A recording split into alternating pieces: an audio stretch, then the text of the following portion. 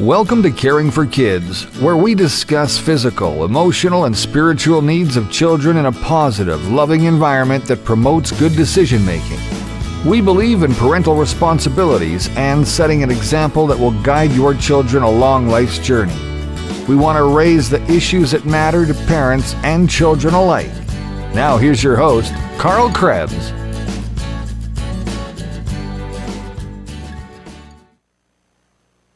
Welcome back. It's November 7th, 2 days after a momentous event occurred in the United States. And we're not going to talk politics, but we are going to talk about perhaps the ramifications of a change in leadership in the United States.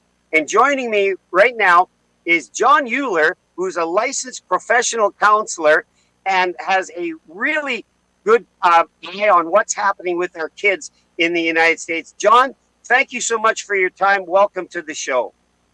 Karl, it's a pleasure to be with you. Thank you. You know, I've heard a lot about you and what you're trying to do.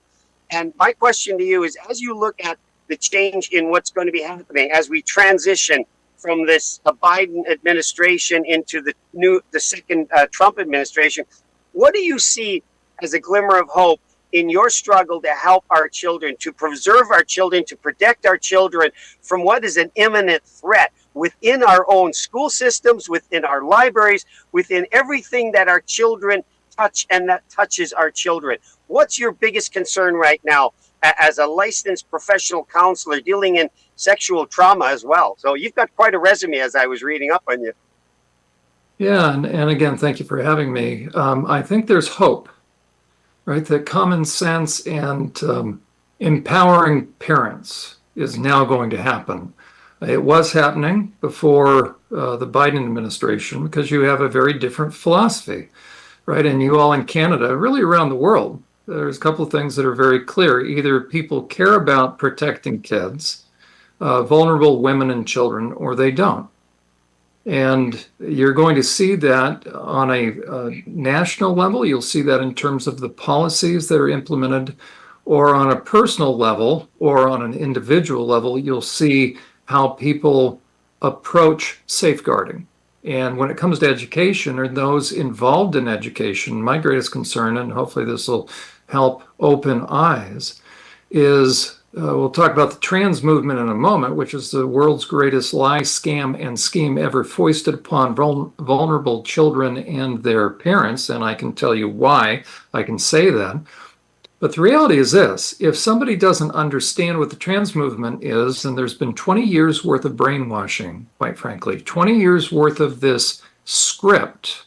So now the average person thinks the term trans is real. And you can even be fined if you don't use, especially in Canada, right? And we have a program. That is correct. Bill C4 is a real. There you go. And I actually submitted a brief testimony cautioning against that bill. The reason being is, if you care about the protection of kids, then you have to be able to see and understand that there are those that are very interested in, now whatever term you want to use, a predator, a psychopath, sociopath, manipulator, cult leader. There are people that are interested in taking advantage of or exploiting kids. Always have been, always will be, including women. So women and children generally are vulnerable. I'm not saying they are weaker than, but that's where we men need to be able to step up and be that protection for our families, for our wives and children, and not just physically, but also emotionally. There are people that are selfish and looking to take advantage of other people, and the most vulnerable among us are our kids. And so you have people that are looking to take advantage of kids in a lot of different ways, but especially you can do so financially, you can do so emotionally, and if you're doing so emotionally, it's either for financial or personal gain, and personal gains eventually is going to be sexual for those that are going to manipulate. So the greatest concern I have about the so-called trans movement, and we'll tell you why that's a misnomer in a moment, but the greatest concern is this: those that deal with kids on a regular and consistent basis, so that would have to do with all school personnel, medical personnel, if you are in law enforcement, anytime, if you are a pastor, if you're clergy, anytime you have, if you're in athletics, and you're dealing with kids, you are a mandated reporter. What that means is this. You are mandated. It's not an option. You are required by law. If you suspect, fortunately, you don't have to investigate, but if you suspect that a child is being abused, and there's a couple different types of abuse, of course, we understand physical, emotional, but sexual. If you suspect a child is being sexually abused, you must, under the penalty of civil and or criminal sanctions, you must report that. And so the question is this: are you able to identify, since you're required to, are you able to identify the primary red flag indicators? There are at least 9. There's probably about 27, quite frankly. And if you go to UnmaskingTheTransMovement.com, all one word scrunched together, and especially the YouTube channel, we did an extensive series on breaking down what are those red flag indicators. And unfortunately, the trans movement, those that have pushed this, the radicals, and it happens to coincide with the radical LGBTQ RS, right? And the one thing that ultimately this comes down to is those that are very interested in lowering the age of consent. I would call them pedophiles. If people don't like that term, now they're trying to rebrand that term as MAPS, minor attracted person. Whenever you hear somebody floating the term mature minor, you should be aware that somebody is trying to reframe that child so that they can take advantage of that child. Bodily autonomy. We started to hear that through COVID. So there are 2 terms now that are being floated by those that are interested in lowering safeguarding on the part of kids: bodily autonomy and mature minor. So if you hear anybody using those terms, you'd better be very careful. But the question and the challenge for anyone that's in charge of safeguarding kids is, would you know if a child is being perpetrated upon, if a child's being perped on, would you know the indicators? Because there's about 9 key red flag indicators. And if you have bought into this gender affirming approach, what'll happen automatically is you will reinterpret the red flags of sexual abuse into, or you'll reinterpret that as gender-related issues, and you will suggest they go off to a gender clinic. And then what you've done is you've added insult to injury, and you have consigned that child as they grow to have trauma upon trauma.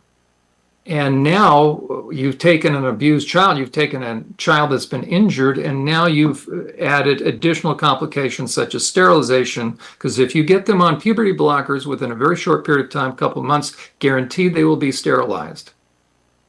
And then you're going to chop off Jon, body parts. If I could just retrace that term you said, mature minor. It's so illogical, perhaps in some ways, because let's say my child, your child, comes to you and says, "Dad, I want the keys to the car." And you look at him and says, "Son, you're 12 years old." "Well, but Dad, I'm mature. Haven't I shown you that I'm mature? Look at the things I do around here. You asked me to take the garbage out. I take the garbage out. I get the cans to the end of the driveway, bring them back." You know, when we look at that, where's the limit on that when we say mature minor? Are we going down such a rabbit hole that we'll never get out of? Because I agree that there are huge concerns when we lower the age of consent and we edify a condition of the mind that previously was thought to be a psychosis of some kind. And it's actually, I would be so bold to say it's not a condition of the mind. Okay, it's an issue, but it's an issue that's been brought about through a combination of a couple of things. One is normal adolescence. Nobody likes adolescence. We all went through it. It's uncomfortable. It's disconcerting. We all go through that. That's bad enough. But if you add on top of it somebody that wants to create a bigger issue than necessary within the mind of that child, all it's going to take somebody from the outside to begin to stir the pot, begin to poke the festering wounds, as it were, the angst of adolescence. And you begin to suggest and implant thoughts and then sexualize the children, those minors. Now you've created a number of different things that will converge, and now you can manipulate a child down a certain path. What parents need to know is when you hear the term trans movement, you need to picture a moving sidewalk. Okay? Whenever you hear this term, trans movement, picture a moving sidewalk, and at any point, and there's a beginning, a middle, and an end, the trans movement is moving somewhere, and guaranteed the end of it. It will dump your child out on a surgeon's gurney, and they will have body parts removed, they'll have their sex organs removed, and they'll be a big pharma client for life, and they'll be emotionally screwed up, and they will be an easy target for sexual predators, 100% guaranteed. I want to ask you a question here, Jon. Why is it that the first option seems to be gender reassignment? Why is it that when the child expresses a discomfort, of perhaps believing that they're in the wrong body, that somehow God made a mistake and I should be in a girl's body and vice versa, why is it that it's the medical option that they go to right away? In your opinion, why is that? You're dealing with financial and sexual predators. The sexual reassignment industry, that portion of what we call the medical community, is worth an awful lot of money, isn't it, Jon? It's big money. I have some slides if this is appropriate, and if we can, if not, people can look up the amount of money. This is now called an industry. And what I want people to understand is prior to the year 2005, so my background was, among other things, working with survivors and then also sex offenders for 15 years.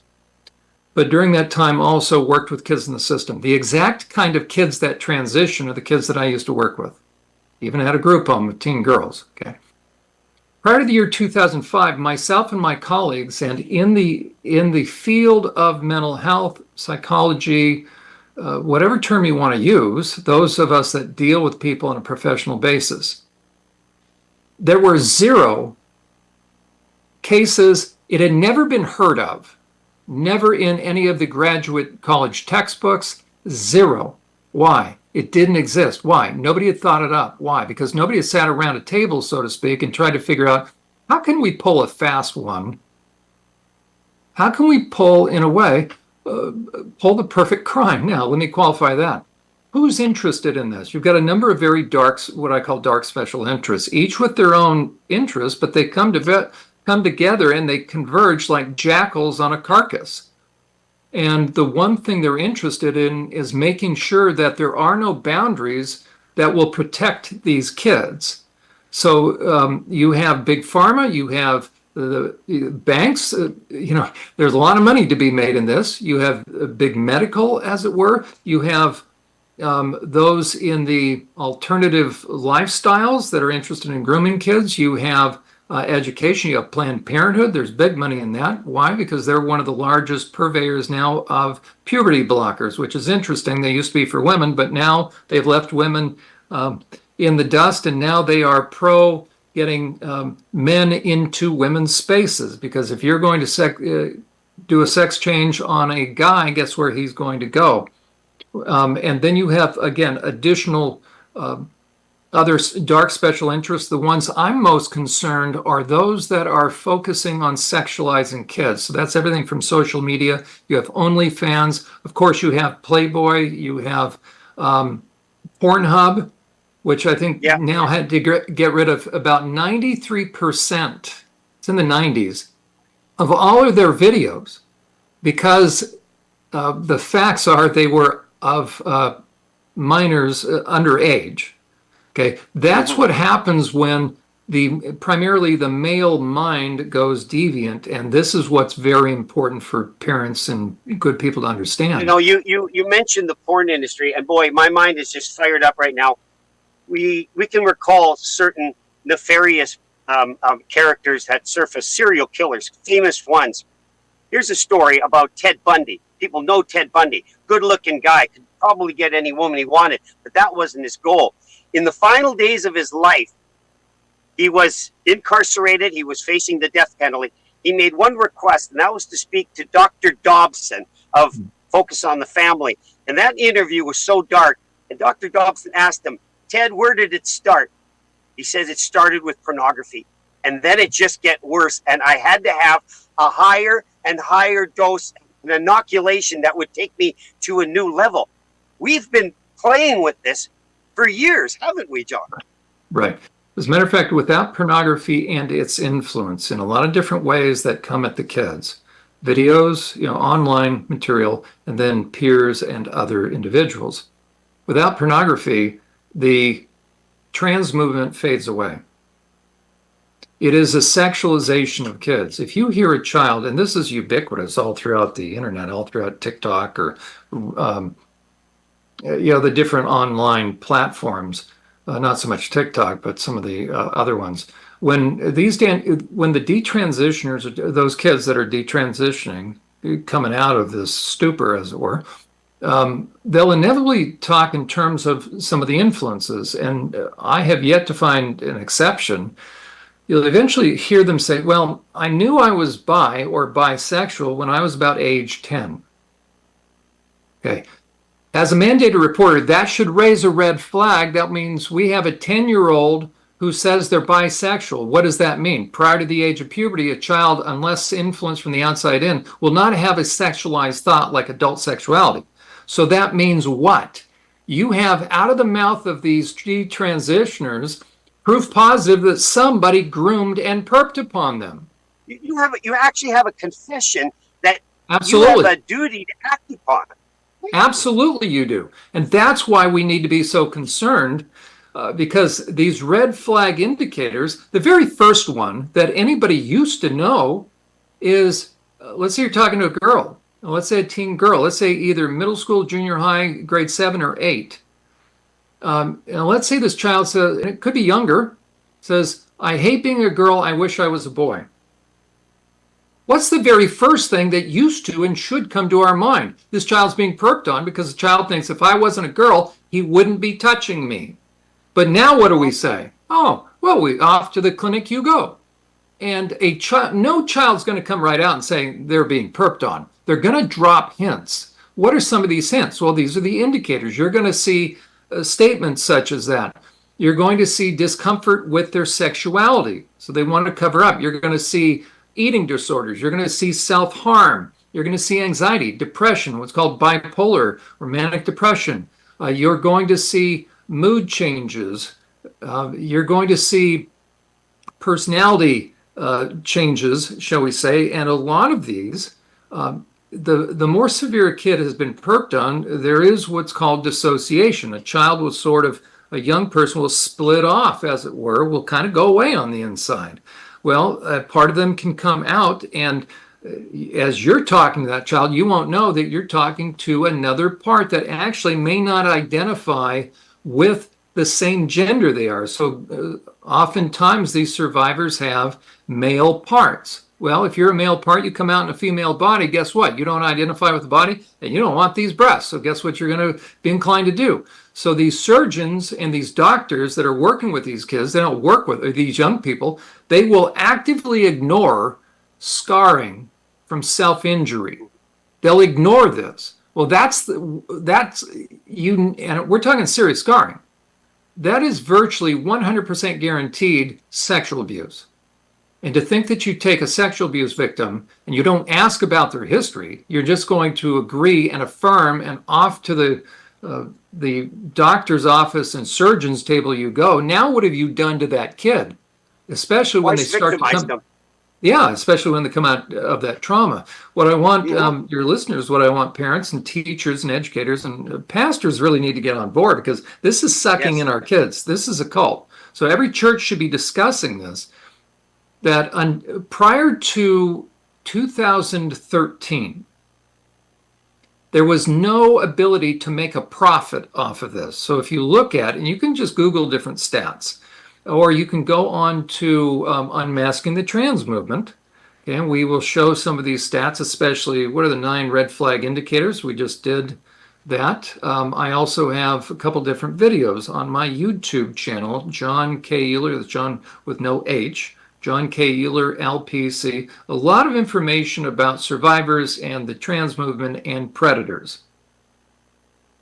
Prior to the year 2013, you couldn't make money off of slicing and dicing and sterilizing kids through pharmaceuticals and surgical measures. You couldn't bill for that. The thing that made it billable was the DSM-5. That's the Diagnostic and Statistical Manual with all the mental health diagnoses. There was a change from gender identity disorder to gender dysphoria. Once that happened, now it was very subjective. And prior to that, you had a DSM-4, then DSM-4 text revision, TR.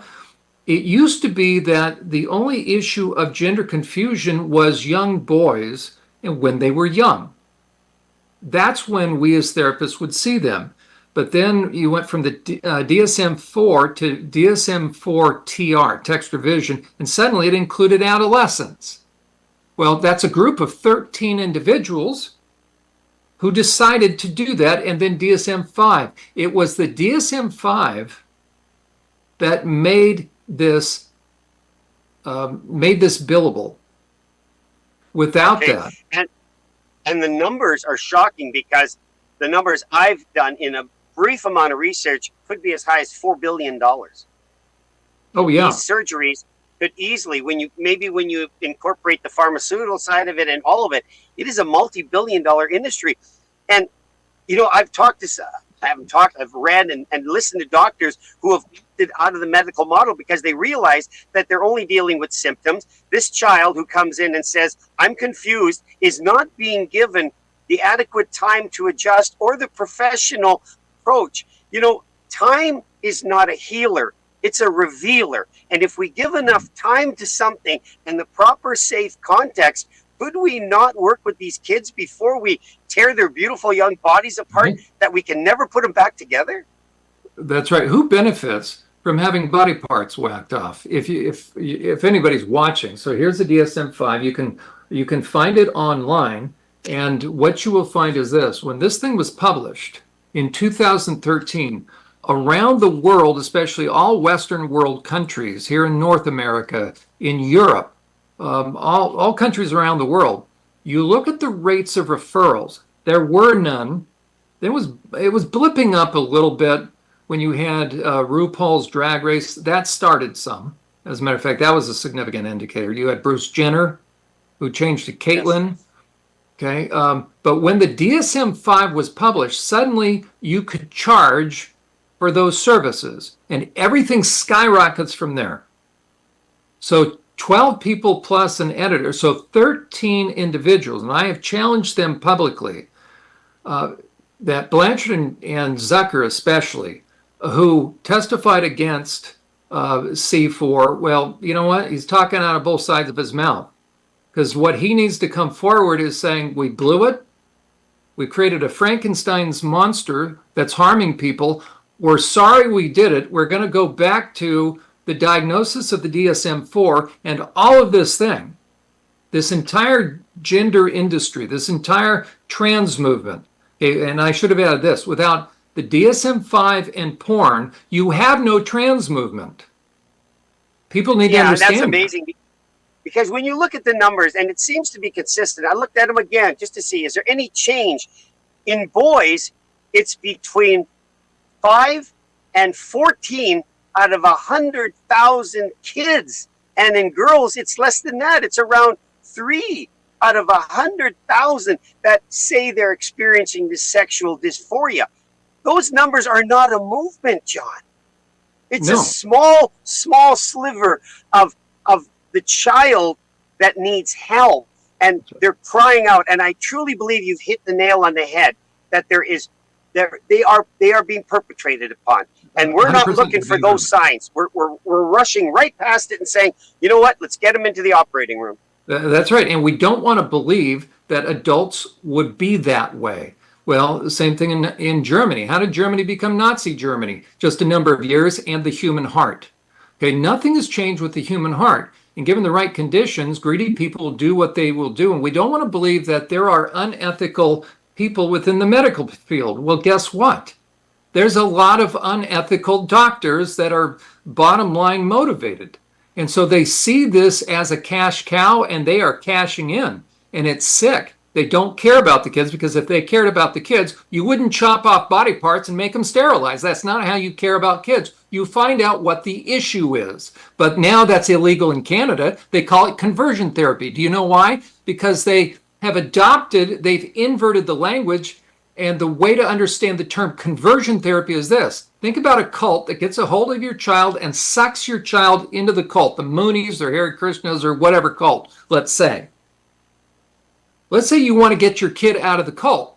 The cult will tell you, hands off, you better not convert our child. They've taken control of your child. Isolation. So if you try to tell your child, that child. that's right. So they will accuse you of conversion therapy, because now the child's starting to think for him or herself, and they may have second thoughts because, gee, the child starts to realize, oh, do I really want my penis and breasts whacked off? Yeah. You know, John, we're running out of time here. And in the couple of minutes we got left, we look back at Nazi Germany's and the doctors that performed such horrific procedures on people. And we look at it with such disdain. And we're seeing it in front of our eyes, but it's being explained differently. Somehow there's a newer, better, clearer understanding that this is actually okay. When you look forward now, and again, returning to the beginning part, are you optimistic that with someone like Robert Kennedy, who's going to be given broad sweeping power in this administration, are you optimistic that we could turn this around in the United States? As a practitioner, what's your thought? I'm very optimistic, and President Trump has said virtually on day one. So we're going to get rid of all this crap. We're going to get rid of all this ideology and go back to biology 101. We're going to stop unduly influencing kids. Schools are going to get back to reading, writing, and arithmetic. They're not going to implant ideas, and they're not going to supplant the role of the parents. And schools never should have been involved in that. So I feel very, very hopeful that we're going to get rid of all this junk. We're going to get rid of men out of women's sports, men out of women's prisons, men out of women's locker rooms. We're going to keep perps and predators out of women's spaces. You know, when he says common sense, isn't really all of what you just said fall under the bracket of common sense? You know, it's amazing. We're the most advanced, technologically advanced, country in the world. No society has lived at the level of technology, and yet we've become foolish in our ways to be duping ourselves. And, in some ways, it's a return to the gods of Baal. We're sacrificing our kids. And I love that movie Freedom. And the line that comes out of it, our kids are not for sale, but they are for sale, John. They're being auctioned off in this sick game, as we could call it. So I want to thank you so much for spending time. And may I ask that we can have you back again?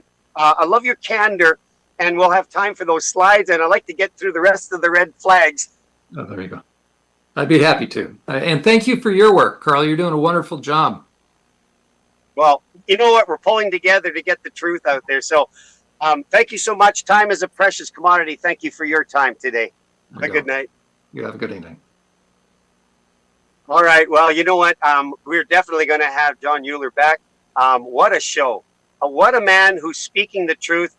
And what a thrill. And I want to thank my producer, Brad, for connecting me with him, because you were right. This guy speaks truth. He's not afraid. And I love the way he lands his punches. Solid body punches. So let me just say, guys, well, thank you so much. Things That Matter is exactly what you just witnessed here. We're talking about things that truly do matter to us. And my intention to go forward, working and bringing on the guests, and just to flesh out the story. I don't intend to be the story. I want to tell the story and get the experts to tell the story. That's how we're going to learn. That's how we're going to empower ourselves. That's how we're going to take back our schools and our systems that have been so compromised in this process. So come back next week. We're going to have more great guests on Things That Matter. We'll be back at our regular time of 6:30 Manitoba. As always, wherever you are, God bless you. Love each other. Stay true to what is true. And don't be deceived. We'll see you again next week here on Things That Matter. Good night.